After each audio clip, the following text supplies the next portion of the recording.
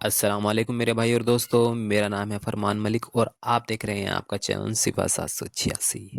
تو آج ہم بات کریں گے 4 ایسی نشانیاں جو کہ ہماری بری قسمت کو بیاں کرتی ہے۔ تو محمد صلی اللہ علیہ وسلم نے بتایا ہے کہ کیا 4 ایسی نشانیاں جس سے کہ پتہ چلتا ہے کہ ہماری جو قسمت ہے بہت ہی بری ہے۔ تو یہ 4 علامت ایسی ہیں، اس بارے میں ہم آج کی ویڈیو میں بات کریں گے۔ تو سب سے پہلی نشانی ہے، اس بارے میں ہم بات کرتے ہیں، آنکھوں سے آنسو نہ نکلنا۔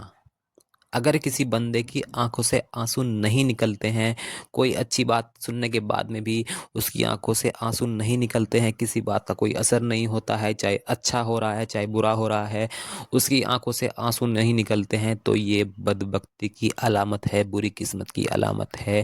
کیونکہ اللہ کے ڈر سے آنکھوں سے آنسو تو نکل ہی جاتے ہیں بندے کی آنکھوں سے۔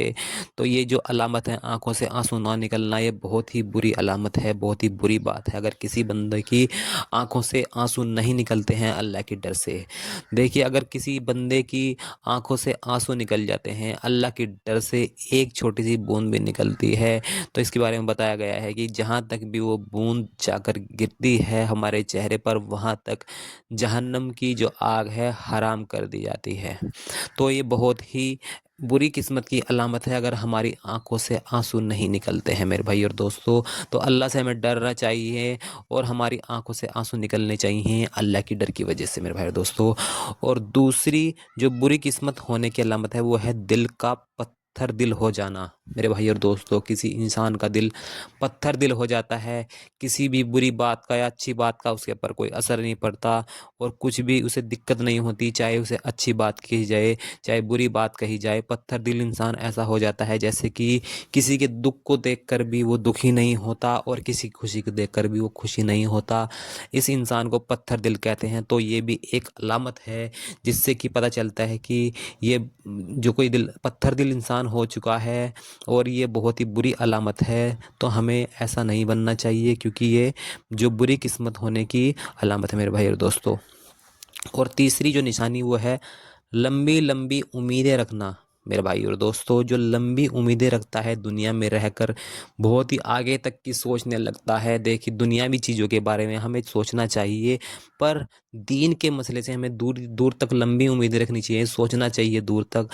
پر دنیا کی باتوں میں جیسے میں وہاں پر جا کر ایسا کروں گا، ایسی عمارت بنا دوں گا، 10 سال بعد میں ایسا کروں گا، ایسی بلڈنگ بنا دوں گا، ایسا بزنس کھول لوں گا، ایسے لمبی لمبی امیدیں رکھنے سے کوئی فائدہ نہیں ہے دنیا میں، کیونکہ یہ دنیا فانی ہے، ختم ہونے والی ہے میرے بھائی اور دوستو۔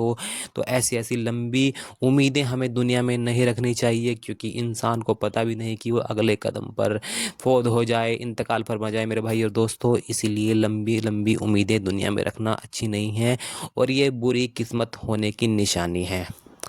اور چوتھی جو نشانی ہے دنیا کا لالچ کرنا۔